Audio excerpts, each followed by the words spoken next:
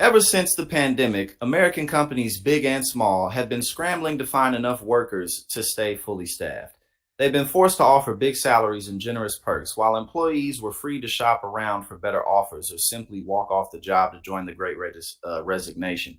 But now layoffs are up and job openings are down. The economy is slowing. Okay, hold up.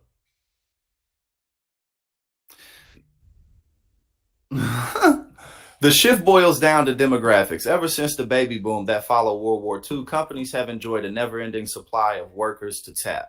Hate your job? Fine. We'll just replace you with one of the hundred others who would be happy to fill your shoes. The abundance of workers made them cheap and disposable.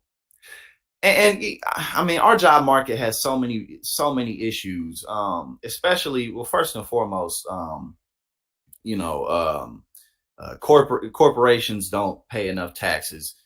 But in terms of like our labor jobs, a lot of our manufacturing jobs being shipped overseas over the decades. So there's that issue of millions of jobs being gone because corporations don't want to pay people, and they don't want to pay Americans. And then obviously you have the issue of inflation, wages not rising along with raising the rising cost of living, rather. Um, benefits being scarce. But a lot of what can fix this as well is our education system, because our education system just simply doesn't support students and young adults to go into the modern job market. So this is an issue that touches so many areas of society, but our education system really plays a huge part in this. But now those baby boomers are retiring in droves, and companies are suddenly finding themselves without an endless reserve of available bodies.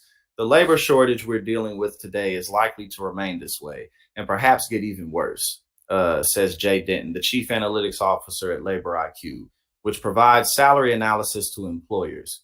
It's going to continue to be really hard to attract people and get them into new jobs. We're entering what is shaping up to be the forever labor shortage. And shit like this is just ridiculous. It's like you say that, right? You make the comment, it's going to be difficult to get people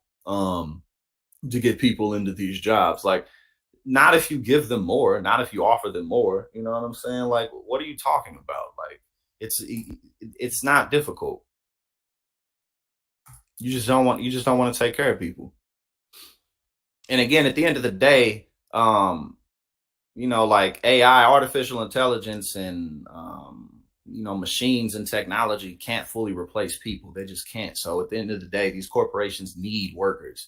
They can't get around that. They simply can't, which is why what y'all saying in the chat about a general strike is very effective, because they can't get around the fact that they need people. No matter, they can't. And whatever technology would exist for that to be the case in 1,000 years, they still ain't gonna be able to get around people. It may seem like ancient history today, but the baby boom that followed the Second World War spurred a massive shift in the US labor market. As the boomers came of age, the economy was suddenly flush with millions of new workers looking for jobs. The working age population jumped by 17% in the 1960s and by another 19% in the following decade. If you were looking to hire, times were good. But the boomers, unlike their parents, didn't have many babies themselves. Okay. The pill and the legalization of abortion sent fertility rates cratering. From 3.7 babies per woman in 1960 to 1.8 babies a decade and a half later. For a few decades, an influx of women and immigrants into the workforce kept the labor pool expanding. But by 2000, the rising supply of female workers reached its peak. And after Donald Trump took office, immigration took a nosedive. That meant, it's like the way this is written, it's as if there's no, it's like workers aren't human beings. It's like people are just kind of like stats. You know what I'm saying? It's like, well, we got less people to give nothing to, so I don't really know what we're gonna do, bro. Like, why don't you motherfuckers just give more to people? It's not that complicated. You know what I'm saying? Like, this shit is ridiculous. Okay, COVID-19 put labor shortage in the hyperdrive. And again, that's another thing too. Like, a lot of since a lot of people basically found out that they didn't necessarily need to be in the office. You know what I'm saying? Like a lot of the work that people do can be done from home, not for every job, but that also further changed the job market. And companies are talking like they just don't want to adjust, but that's really not our problem. You know what I'm saying? That's their problem. That's the executive's problem. And like y'all point out, we got to take advantage of the leverage we have over these motherfuckers right now.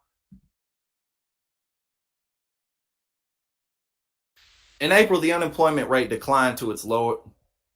Excuse me. In April, the unemployment rate declined to its lowest level since 1969, meaning there are few available workers left to hire. Know that despite all the talk of how no one wants to work anymore, people just want to kick their feet up and do nothing with their lives. It's so stupid.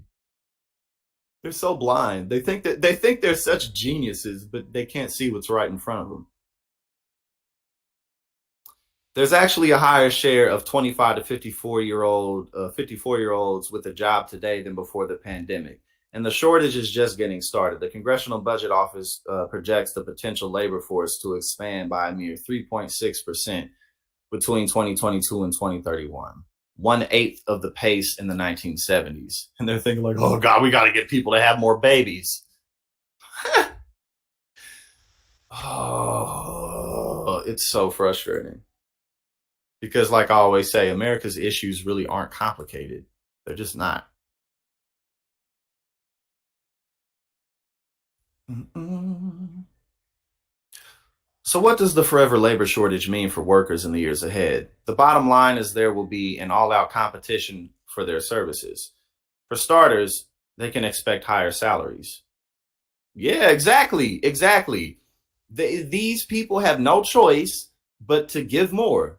That's all they can do. All these giant corporations can do, and all anybody really can do is offer people a better deal. And in return, you'll get better work done for you. You'll get more loyalty. You'll get like, not complicated. Again, in April, average hourly earnings jumped 4.4% from a year earlier. Denton, the labor analyst, expects wages to continue rising above the 2% annual bumps we saw in the decade before the pandemic struck.